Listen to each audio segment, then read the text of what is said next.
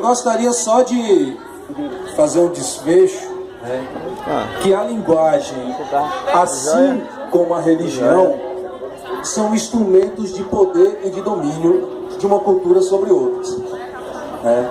Então, a linguagem escrita chegou nas Américas como instrumento de destruição de uma cultura oral e imposição de uma outra cultura, uma sobreposição dessa cultura sobre o pessoal mencionou aqui a Semana de Arte Moderna. A Semana de Arte Moderna, na verdade, é uma tentativa, né, de assim, diminuir a influência da língua portuguesa sobre a nossa, né, de alterar essas formalidades que estavam colocadas até nós, né, de romper com esse domínio cultural que se estava colocando, né. E aí surgia impasse. Como é que a gente faz isso? A gente exclui completamente a cultura ocidental e nos fechamos aqui no nosso regionalismo. Como fazer isso se a nossa linguagem agora é a portuguesa? De qualquer forma, mesmo se excluindo, mesmo se fechando na linguagem regional, que já havia sido modificada, alterada, né? Na verdade não tinha como escapar. E aí tem um termo chamado transculturação, né? Primeiro surgiu 3 viés nessa perspectiva. O primeiro viés era se fechar completamente a uma perspectiva regionalista, né? Inclusive tem um movimento armorial desse Ariano Suassuna, né, que é o líder desse movimento armorial. Ele justamente tem essa intenção de preservar essas perspectivas regionais da interferência da cultura externa, da linguagem externa. Existia outra perspectiva que era aderir integralmente à linguagem e às perspectivas modernistas, né? As vanguardas modernistas, abrindo mão e permitindo a transformação radical da nossa cultura a partir da perspectiva externa. E aí ocorreu, entre alguns escritores, entre alguns intelectuais, né, um meio termo entre esses dois viés, né, que é chamado, hoje por literatura, é uma perspectiva transcultural, né? Ou seja, na verdade ele se aproxima um pouco dessa questão da antropofagia, né? Assimilar a cultura, admitir que nós somos herdeiros, descendentes da cultura europeia, com a linguagem, o português, por exemplo, predomina na nossa linguagem, né, para reestruturar a cultura local, ressignificar essa cultura local, criando uma outra cultura, que é chamada cultura transcultural. Aí Guimarães Rosa, eu coloco Osório Alves de Castro também dentro dessa perspectiva transcultural, né, que é a criação de uma linguagem universal também, que se coloca, né, ao mesmo nível da linguagem externa que está colocada para o mundo inteiro. O Brasil também começou a produzir uma linguagem extremamente específica, sem abrir mão das suas perspectivas, das suas raízes, da sua cultura, das suas especificidades linguísticas, né, e culturais. Então é importante deixar um destaque aqui. Eu gostei muito do stand que enfatiza essa perspectiva da linguagem como sistema de domínio, um sistema de controle, né? A linguagem e a religião foram os principais instrumentos de controle e de domínio e colonização das Américas e do mundo inteiro, né? Não é à toa que a gente fala português, os países da América Latina falam espanhol, foram colonizados pela Espanha. Todo país que é colonizado acaba, por imposição, né, assimilando a linguagem do dominador. Essa é uma perspectiva em que, na verdade, essa linguagem também vem se alterando ao longo do tempo. A linguagem não é estática, ela vem, né, se transformando, se readaptando a partir das necessidades dos grupos sociais que utilizam ela. Inclusive, por mais que fale assim, a linguagem popular, o Osório utilizou a linguagem popular, mas essa linguagem popular do início do século XX, de 100 anos atrás, é um pouco estranha para a gente hoje. Quando a gente vai ler a obra de Osório, vai ler Portugalidade, por exemplo, a gente se depara com a linguagem que, embora seja a nossa linguagem do passado, né, já não se usa mais hoje, né? Muitos termos, né, inclusive estranhos. Muitas pessoas daqui lêem a obra e não conseguem compreender, né, as diferenças que existem. Por exemplo, tem um trecho que eu acho muito interessante, né? Ele fala que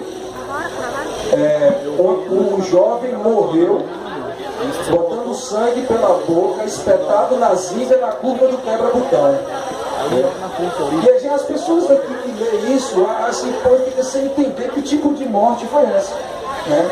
Eram os remendos que faziam um esforço físico imenso para romper as águas do São Francisco, dos córregos navegáveis aqui do São Francisco, né? A curva do quebra-botão é mais ou menos lá do barril da Cana Brava, né, velho? Perto da fazenda do pessoal de Caô, por ali, né? Abaixo do Domingão, uma curva acentuada do rio em que a velocidade da água aumenta muito. Normalmente, quando os remendos faziam força para romper as águas, ao contrário, arrebentava o botão da roupa, então era a curva do quebra-botão, né? Então a zinga, na verdade, é essa vara, que até hoje é utilizada pelo pessoal da areia aqui para fixar as embarcações, né, para poder tirar a areia do rio.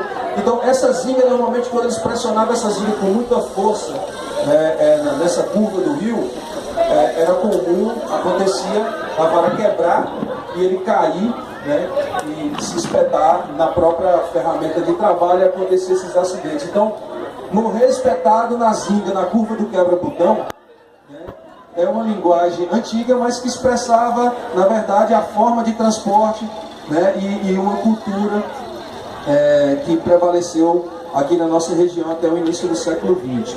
Né? Então, assim, embora seja uma linguagem distante do que a gente vê hoje, por exemplo, Sá Inácia, Sá, não sei quem, a gente leva Sá, né? Não, Dona. Hoje a gente usa Dona Fulana, Dona Ciclana, a gente usava outra linguagem. Então, na linguagem, a gente percebe que 300 anos de isolamento nessa região permitiu a criação de uma linguagem específica, de uma cultura bastante específica também, né? Esse isolamento com cultura externa, né, permitiu uma particularidade da nossa região que só nós temos.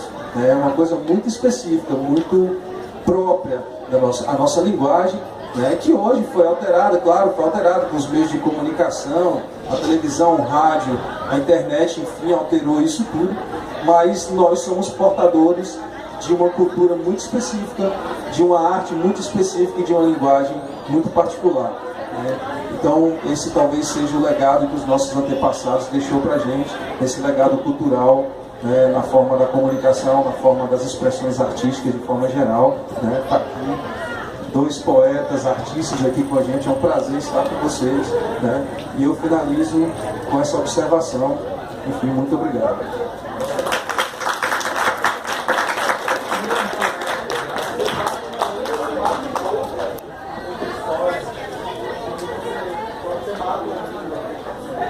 Sim, sim.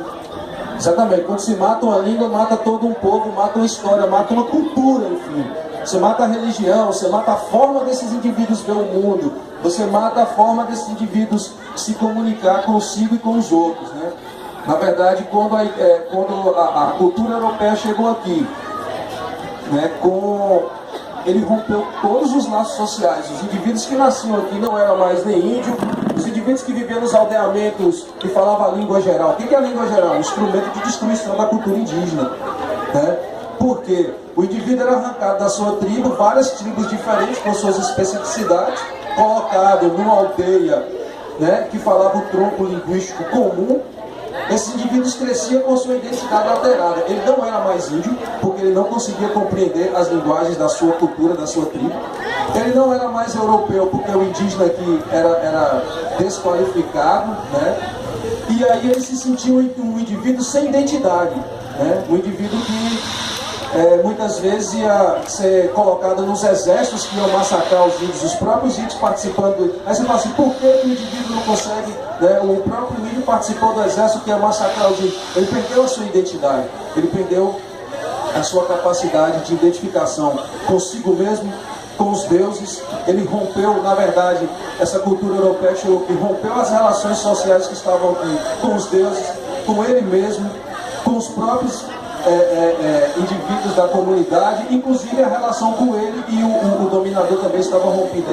Então, uma relação completamente à deriva de indivíduos que nasciam sem uma cultura específica, deslocado da sua identidade. É uma violência imensa A cultura também é um instrumento de domínio, como eu falei, e ela tem a capacidade de destruir, né, as culturas. E já é dono do Colégio Santa Maria.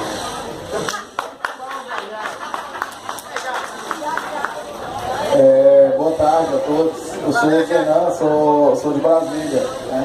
De Planaltina e tal. Aí achei interessante, né? Que eu gosto de ser literário, essas coisas. E sou de Candomblé também. E isso que você falou acontece não é só no católico, não tem uma religião específica.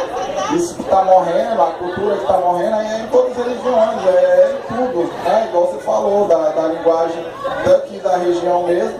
Muita gente que mora aqui, que nasceu aqui dentro, não conhece muita coisa, né? Não conhece a história, não conhece quem foi Paulo Bahia, igual o amigo falou ali.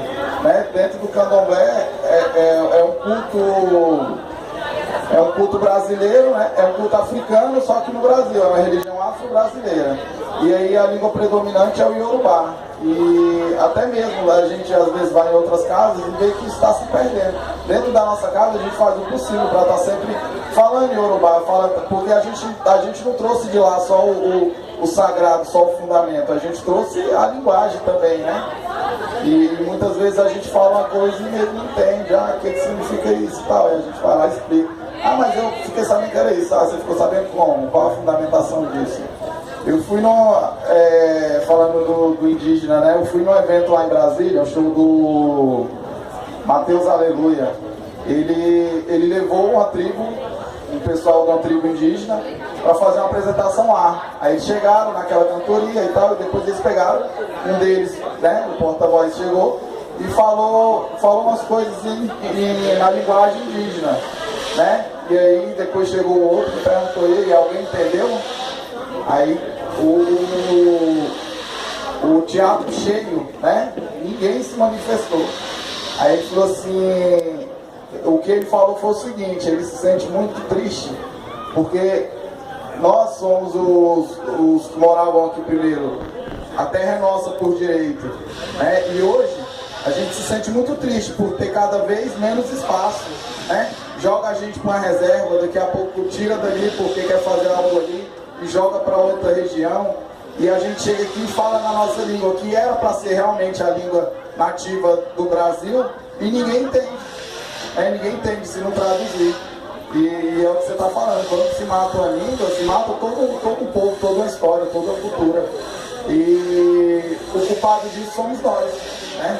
Somos nós, igual dentro da minha religião, se eu deixar de falar o Iorubá, eu sou responsável pela morte daquilo ali, pela perda daquela tradição, né? E igual vocês estão falando aqui, isso aqui é para estar acontecendo o tempo todo, não é para estar acontecendo só no aniversário da cidade, né? Contando sobre a cidade, contando sobre a história de quem foi fundador de tal situação, do brasão, da bandeira da cidade, né? E isso é para estar sendo passado de escola, né? Eu tenho responsabilidade. Qual é o seu nome? Rosenan. Valeu. Rosenan, eu sugiro que você conheça Cachoeira, você vai amar essa cidade, né? A terra do Candomblé, eu diria assim. Eu me formei lá e tenho uma identificação assim, conheci muito sobre a cultura afrodescendente.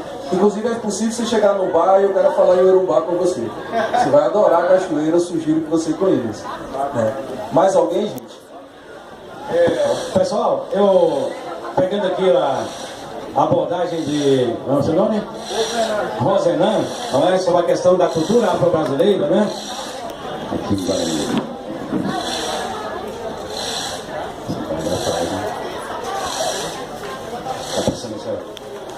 Este livro aqui, A Mão Afro-Brasileira, é editado pelo governo de São Paulo, Ministério da Cultura, com presente do meu velho amigo Reinaldo Moreira, né, Reinaldo? Muito obrigado, meu irmão velho. E aqui tem uma abordagem de 5 ou 6 páginas sobre o grande artista santamariense Francisco Biquiba de La Fuente Guarani. Hoje já uma galeria dos grandes artistas nacionais, ao lado dos grandes como Aleijadinho, Cândido Portinari, José de Dome, Anita Malfatti, Tarsila do Amaral e outros grandes nas áreas do esporte como Pelé, aqueles artistas que são originários da cultura afro. Então, você encontrou? Vai passar no chão.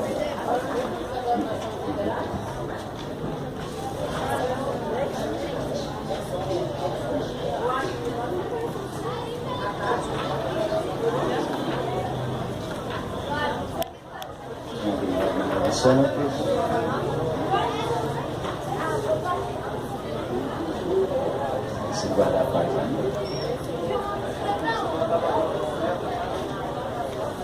Vou passar aqui sem trocar,